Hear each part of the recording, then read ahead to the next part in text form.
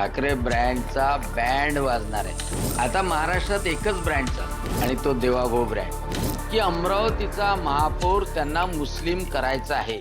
मुंबई महापालिकेची निवडणूक यासाठी महत्वाची असणार आहे कारण जे इक्वेशन झालं होतं मुंबई महापालिका म्हणजेच की ठाकरे, तर यावेळेस हा ठाकरे ब्रँड जे आहे त्याचं अस्तित्व जे आहे ते असणार आहे, ते म्हणजेच की मुंबई महापालिकेच्या निवडणुकीवर. खासदार अनिल बोंडे जे आहेत आपल्यासोबत, भाजपचे ज्येष्ठ नेते आणि खासदार. ठाकरे ब्रँडची चर्चा आता पुन्हा सुरू झाली आहे. दोन ठाकरे एकत्र आलेले आहेत की जे यापूर्वी कधीही आले नव्हते. त्यामुळे हे दोन ठाकरे एकत्र आल्यानं ब्रँड यावेळेस राहील का, म्हणजेच की महापालिका राहील का?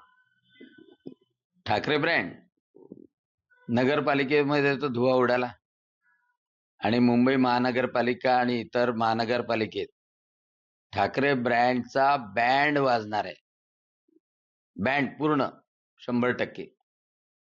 आता महाराष्ट्रात एकच ब्रँड चालतो आणि तो देवाभाऊ ब्रँड. बरं. आणि त्यामुळं देवाभाऊ ब्रँड मुंबई महानगरपालिकेतही चालेल आणि इतरही महानगरपालिकेत चालेल, ज्याप्रमाणे महाराष्ट्रातल्या सगळ्या नगरपालिकांमध्ये चालला.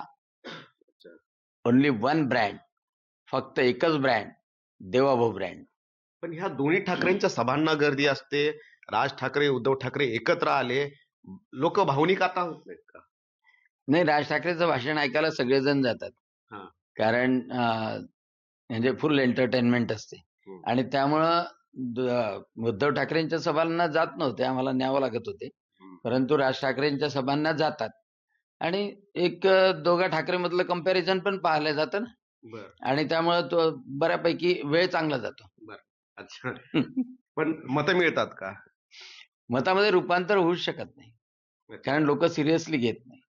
कारण राजसाहेबांनी शिवसेनेत असताना काय म्हटलं, नंतर शरद पवारांसोबत काय म्हटलं, गुजरातमध्ये जाऊन आले तेव्हा काय म्हटलं, नंतर लावरे तो व्हिडिओमध्ये काय म्हटलं, ऑडिओमध्ये काय म्हटलं आणि आता काय म्हणतात आहे. पण आणि लोकांनाही जाऊ द्या, आमच्या वराडीमध्ये म्हण आहे, पण ती आज म्हणत नाही, पुढे म्हणेल मी. आमच्या वराडीमध्ये म्हण आहे, नागड्यापाशी उघडा गेला आणि हिवानं कुडकुडत मेला. त्याच्यामुळं उद्धव साहेबांजवळही काही नाही, राजसाहेबांजवळही काही नाही आणि दोन्ही एकत्र होण्याने काही फरक पडणार नाही. अच्छा, तुम्ही देवेंद्र फडणवीस ब्रँड म्हणालात, परंतु उद्धव ठाकरे तिकडे बॅनर लावतायत, पोस्टर लावतायत की आम्ही हे केलं मुंबईसाठी, आणि प्रश्न उपस्थित करते की देवेंद्रजींनी काय केलं. खरं म्हणजे प्रामाणिकपणे त्यांनी हेही बॅनर लावायला पाहिजे की कोस्टल रोड आम्ही अनेक दिवस पर्यंत थांबवून ठेवला, मेट्रो अनेक दिवस पर्यंत होऊ दिली नाही, हेही आम्हीच केलं. आम्ही ते आरेचं काय मेट्रोचं कार शेड तेही पण थांबवलं. आम्ही मुंबईमधले रस्ते सातत्यानं खड्ड्याचे ठेवण्याचं काम सुद्धा केलं.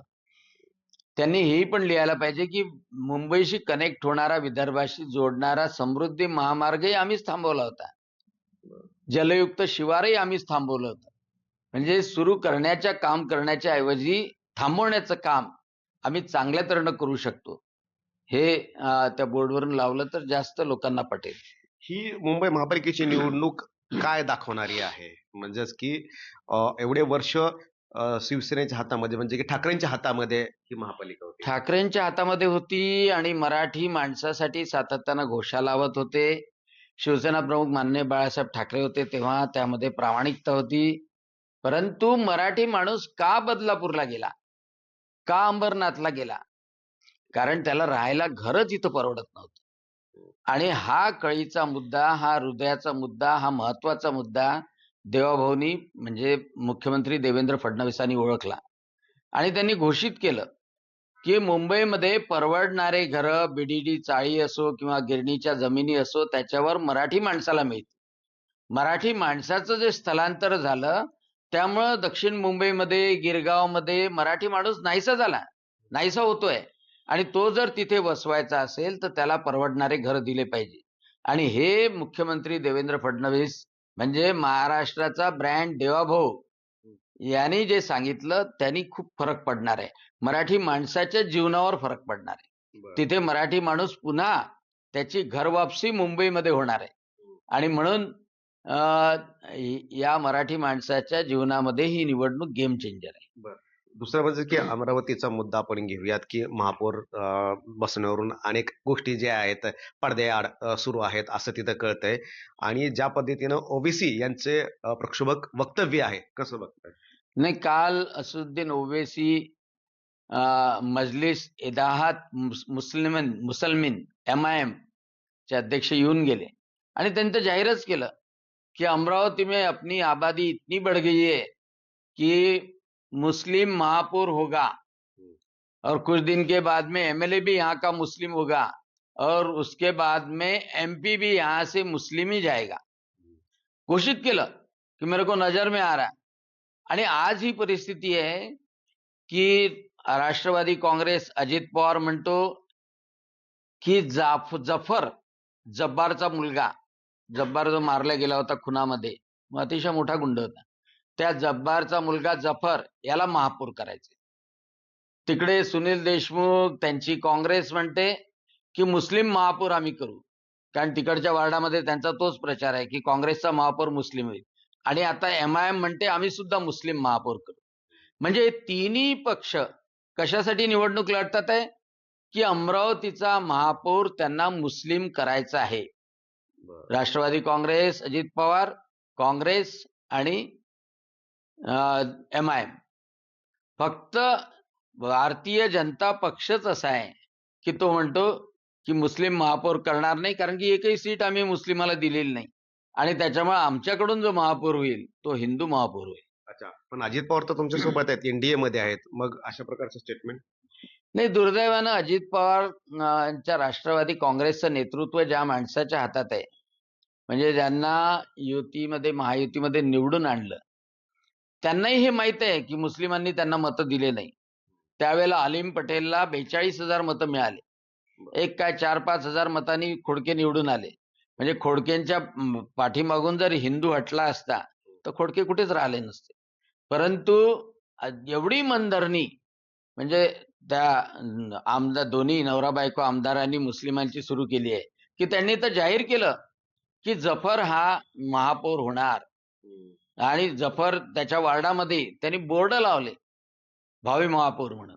आणि इकडे MIM म्हणतो की आम्ही मुस्लिम महापौर करू आणि काँग्रेसही पाठीमागे नाही राहिली, ती म्हणते की आम्ही मुस्लिम महापौर करू. म्हणजे अमरावतीवाल्यांनी जायचं कोणाकडे? म्हणून अमरावतीवाल्यांनी फक्त एकीकडेच जायचं ठरवलंय, भारतीय जनता पक्षाकडे. ओबीसीनी वक्तव्य केलेले आहेत मुलाच्या संदर्भात, 6 मुलं. खरं जर पाहिलं तर आताच्या काळामध्ये हिंदूंची जी मानसिकता आहे, दोनची मानसिकता, कारण काय झालं की कुटुंब नियोजनाचं एवढं प्रचार झाला आणि विशेषतः महिलांमध्ये साक्षरतेचं प्रमाण हे मुस्लिमांपेक्षा हिंदूंमध्ये जास्त आहे. आणि म्हणून आपल्या इथेच नाही, ग्लोबल हा सिनेरिओ आहे की जितकं जास्त शिक्षण तेवढा जन्मदर कमी. मुलींचं लग्न सुद्धा उशिरा होतं, तेही जन्मदर कमी असण्याचं प्रमाण आहे. आणि जन्मदर वाढवण्यापेक्षा म्हणजे 2 असावेच, किमान प्रत्येकाला 2 असले पाहिजे. जन्मदर नॉर्मल घटण्याच्या पेक्षा नॉर्मल ठेवण्याकरता 2 मुलं असणं अतिशय आवश्यक आहे. कुटुंब व्यवस्था असणं सुद्धा आवश्यक आहे. आणि माझं तर हे मत आहे की मुस्लिमांमध्ये शिक्षणाचं प्रमाण वाढलं पाहिजे. आणि त्या ओवैसी म्हणतो की मौलवीनी 19 किए तो उसके हात का चुम्मा लेता हूं. अरे, भारत सरकार जे म्हणतं, कुटुंब कल्याण जे म्हणतं, त्याच्याप्रमाणे वाग. तो खासदार आहे आणि त्याच्यामुळे देशाच्या हिताचा विचार कर. आणि म्हणून जन्मदर कायम ठेवण्याकरता 2 असणं आवश्यक आहे, असं माझं वैयक्तिक मत आहे.